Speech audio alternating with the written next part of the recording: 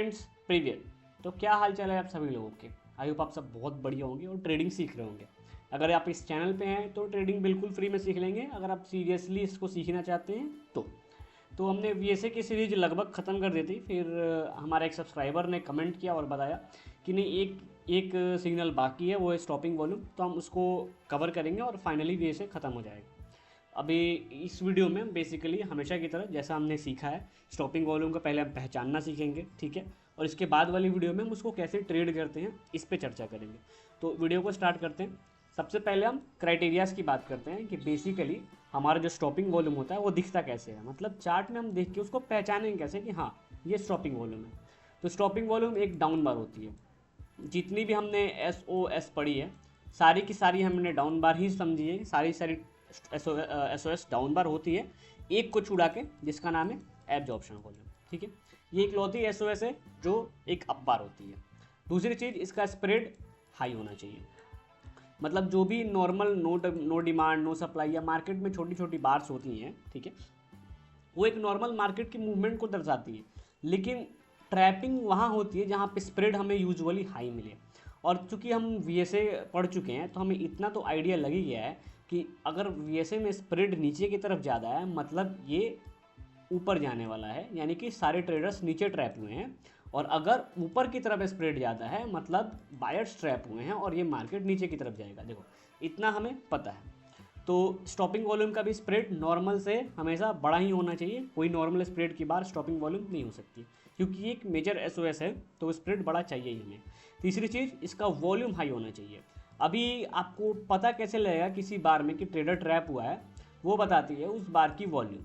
अगर बार में वॉल्यूम, जो कि नॉर्मल वॉल्यूम ऐसे होती है, अगर बार में वॉल्यूम इफेक्टिवली ज़्यादा है मतलब इसमें ज़्यादा ट्रेडर्स ने एंट्री मारी है, और चूंकि स्प्रेड नीचे की तरफ ज़्यादा है तो हम इसको अनुमान लगा सकते हैं कि इसमें ना सेलर्स ट्रैप हुए हैं और मार्केट ऊपर की तरफ जाने वाला है, ठीक है। ये सारी की सारी प्रोबेबिलिटी की गेम है। चौथी चीज़, closing should be in upper half. ये बहुत इंपॉर्टेंट पार्ट है, इसको मत भूलना। अभी चूंकि वो डाउन बार होगी इसका मतलब ये नहीं कि क्लोजिंग नीचे की तरफ होगी। क्लोजिंग इसमें हमें डाउन बार में ऊपर की तरफ ही चाहिए। ऑलमोस्ट बाइंग क्लाइमेक्स या एब्जॉर्प्शन वॉल्यूम की बार होती है, बट फर्क ये है कि वो एक अप बार होती है, स्टॉपिंग वॉल्यूम एक डाउन बार होती है। हमेशा याद रखना, डाउन बार यानी रेड कलर की बार होगी लेकिन क्लोजिंग अप साइड में होगी। कैसे, अब ये चार्ट पे देख लेते हैं। आ जाओ, आप इसको देखो, इस बार को आप देख लो। एक मार्केट में एक रिट्रेस किया, पहले सॉरी अप ट्रेंड में गया, फिर रिट्रेस किया, फिर अप ट्रेंड में, फिर रिट्रेस किया। तो हमने ना रिट्रेसमेंट के टाइम एक अप बार मिली। अब इसमें इंटरेस्टिंग चीज़ मैं आपको एक दिखाता हूँ कि ये बार देखो, इसके प्रीवियस वाली, ये है हमारी 315 यानी मार्केट की लास्ट बार। और इसने ड्रास्टिकली वॉल्यूम को बहुत ज़्यादा, इसमें एंट्री हो गई ट्रेडर्स की। उसके जस्ट बाद आई हमारी स्टॉपिंग वॉल्यूम, और वॉल्यूम माइनर हल्का सा, एकदम हल्का सा कम है, एडजस्टेबल है, नेगोशिएबल है। तो चूंकि ये जो बार है इसमें वॉल्यूम बहुत ज़्यादा आ गई और उसके मुकाबले ये वॉल्यूम छोटी दिख रही है, लेकिन इसका मतलब ये नहीं है कि ये वॉल्यूम छोटी है।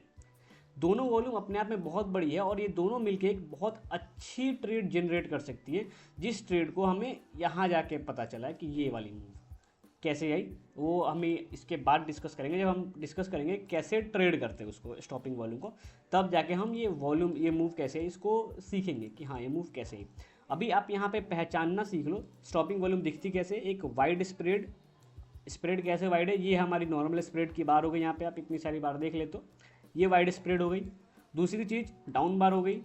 तीसरी चीज़ क्लोजिंग इन अपर हाफ, ये मिडिल है, क्लोजिंग ऊपर हो गई। तो एक down bar with closing upper half, ये इंटरेस्टिंग चीज़ है स्टॉपिंग वॉल्यूम के लिए।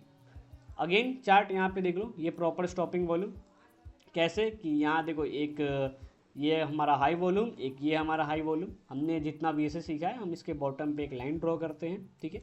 हमने लाइन ड्रॉ कर दी और एग्जैक्टली यहीं से मार्केट ने लिक्विडिटी ली है, सारे ट्रेडर्स को ट्रैप किया और एक स्ट्रॉन्ग अप मूव आया है, ठीक है। तो ये अप मूव आप कैच कर जाओगे अगर आपने वीएसए प्रॉपर पढ़ा है। तो SOS1 हमारा एब्जॉर्प्शन वॉल्यूम हो गया, SOS2 हमारा स्टॉपिंग वॉल्यूम हो गया। तो ऐसे नॉर्मली स्टॉपिंग वॉल्यूम बहुत ज़्यादा इफेक्टिव होती है अगर आप सही जगह पे सही लोकेशन में पड़ गए। तो अभी जैसे यहाँ पे देखो, आप मार्केट की मूव थोड़ी सी नीचे आई और यहाँ पे हल्का सा क्लस्टर बना।